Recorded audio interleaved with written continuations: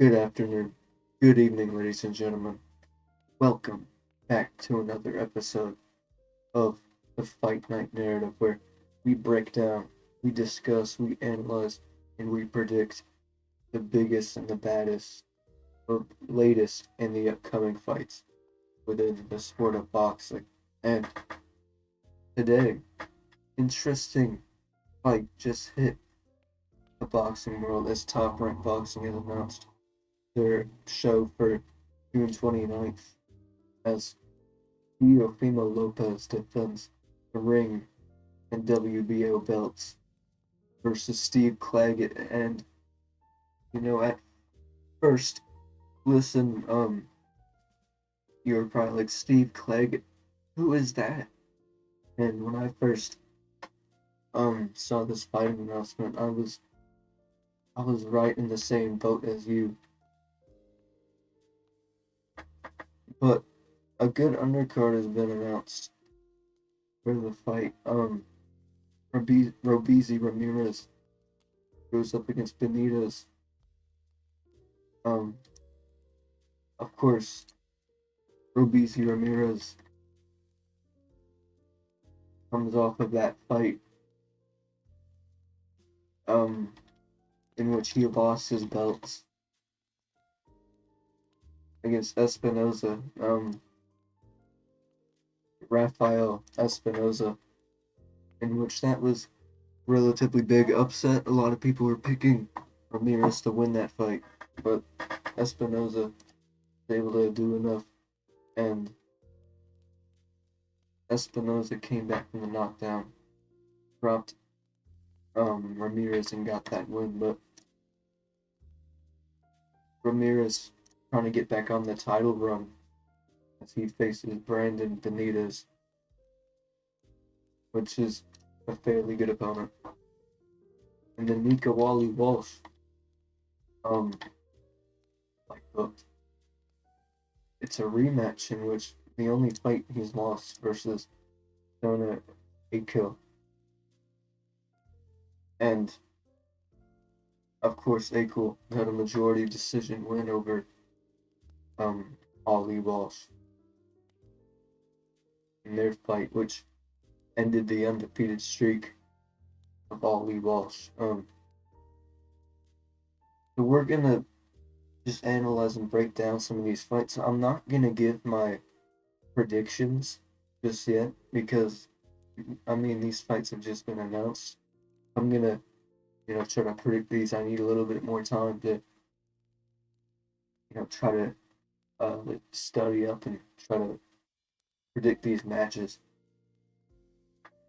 But first, talk about um Akale versus Nico Walsh in the rematch. Of course, I just said Akale holds a win over Ali Walsh, his first ever pro loss. Um,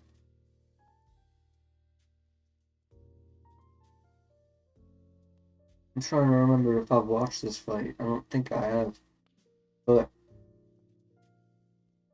it was a majority decision um in favor of Akale. Cards were 58-56 for Akale, and then an even one, 57-57. And a relatively good fight, and of course Ali, um I think if Ali just makes the right adjustments, and he's had a fight against Charles Sanford and bounced back from that loss with two judges scored it a shutout, and one only gave Stanford one round. But jumping right back into the fire, Ali Walsh. Of course, Ali Walsh, grandson of boxing icon and legend Muhammad Ali. And we'll see if, this is off topic. It doesn't really matter, but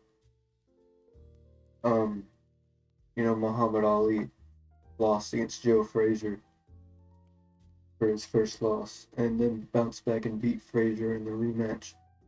We'll see if Ali Walsh can follow that legacy and beat Akale in their rematch. And just so everybody, alright, man. So just so everyone's clear, I'm not comparing that fight to how good Ali versus Frazier was. Alright, guys. Just need to clear that up. Also, another fight announced is Robeisy Ramirez. He came up short in his last fight, losing his belt. Now he's back against Brandon Benitez, who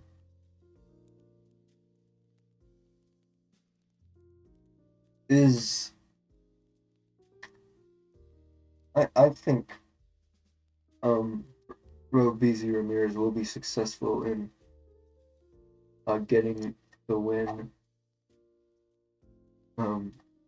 Benitez, he's boxed on Wednesday Night Fights, Pro Box TV a couple of times. Well, on there, Benitez only has 2 losses, but both are by finish. And I just don't see Benitez winning this fight. I see Ramirez getting back to form, picking up another win. But from what I've been studying, there's nothing. I'm not trying to discredit Benitez at all, but he doesn't really have a career worth. His career hasn't. I'm trying to think of the words.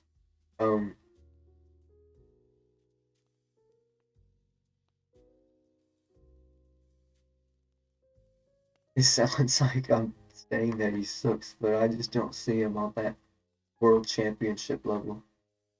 I think top ranks are just trying to get Ramirez back to form, but good fight for Ramirez nonetheless. To he's gonna try to get back in the title picture. I think he'll be successful. And of course, the main event for the card, Teofimo Lopez versus Steve Claggett.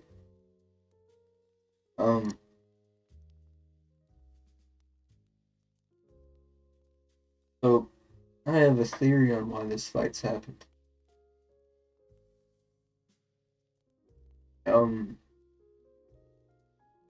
Steve Claggett, he's only fought in this United States 6 times. This will be his 7th time, and when you look at Claygett's resume, he's lost to mediocre competition. He's ranked number 5th on BoxRank, which I find interesting. Over, there's people in the division like Devin Haney, Matias, Chris Colbert, Jose Valenzuela. Well, it seems like Ryan Garcia is going to be moving up in weight, but I think my point stands. 140 stacked and number 5th in the world for super welterweight. Excuse me, no, not super welterweight. Super lightweight. I just don't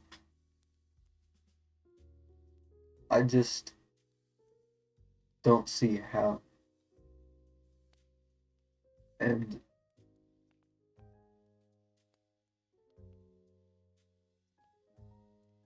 most of the time, Claggett is Canadian.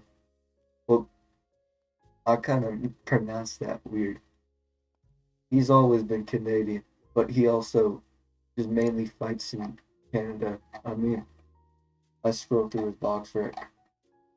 fought in America limited times, about 1 or 2 fights in Mexico. He's just not very well known, and I think you're looking at Claggett, right? Who is relatively unknown, and then you have Teofimo Lopez, of course, who holds a lot of um really really good wins on his resume, like Lomachenko. He's got Josh Taylor on his resume. Jermaine Ortiz. The Ortiz fight not very entertaining. We'll get that out of the way right now, but still got the win. Sandor Martin, of course, after his loss to Cambosos, he came back and beat Pedro Campa. Got a win over Richard Comey. That's just a couple wins to name you off. Undisputed lightweight champion, and now WBO and ring super lightweight champion. And I just don't think Cleggett's gonna really do anything. And what I will say, Teofimo Lopez, right? He has one loss. He has one loss to George Kambosos. Now, TEO, right? He should have been in a hospital instead of fighting Kambosos that night. He was very unhealthy, but I mean, the resume, Lopez has been upset big before by Kambosos. Could we be in for another upset? I don't think so, but we'll see. And also, speaking of upsets, we've had a lot of upsets. On the 18th, of course, Barinchik beating Navarrete, and Brian Norman Jr. stopping the momentum of Giovanni Antilivin. Can't really pronounce his name. And Norman stopping him in the 10th round, and of course, so controversial, Anthony Kakake stops Joe Cordina. My point is that anything can happen in your boxing, and could possibly see an upset. And why do I think this fight is happening? Simply put it, I think it's just a stay busy fight for TEO. A lot of people wanted a big fight, but simply put it, like a unification fight, for example. Well, all the champions are booked, and the one that isn't, which is Devin Haney, he's still recovering off of that fight versus Ryan Garcia. Because so Haney's gonna be out for a little bit because he's still recovering. Gabriel Matias is booked for the 15th of June to fight Liam Paro. Isak Cruz, who holds the WBA, is booked for August the 3rd versus Jose Valenzuela. So you can't make any of those unifications happen, and Haney just simply won't be ready by June. So, simply put it, it's just a stay busy fight for Lopez, and hopefully we do get a big fight at the end of the year. But I mean, Haney and Matias are with Eddie Hearn's Matchroom, and then Cruz is with the PBC. So I don't know if those fights will get made, but I hope they do find compromise. But I think that's about gonna do it.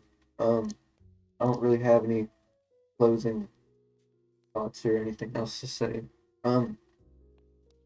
I just question why a card like this is gonna happen on the 29th, because of course you have UFC 303 with Conor McGregor returning, and you also have um Estrada fighting Jesse Rodriguez. So there's two really big cards on the same night, and no disrespect, but I don't think that this is gonna outsell the UFC or Estrada versus Rodriguez. But let me know what you guys think in the comments below. I'm very interested to hear your thoughts and overall what you think of this fight and who you've got. And yeah, well, with that said, this has been your host Fierce with Fight Night Narratives, and new videos coming out soon. It should be here on the screen now if you haven't seen my card review over the Saudi card Fury Usyk. Click right here and then feel free to give that a watch. Also going into brief detail on Barincic versus Navarrete, but gonna do it. Thank you for joining me for Fight Night Narratives, your host Fierce. I will see you in the next one. Peace.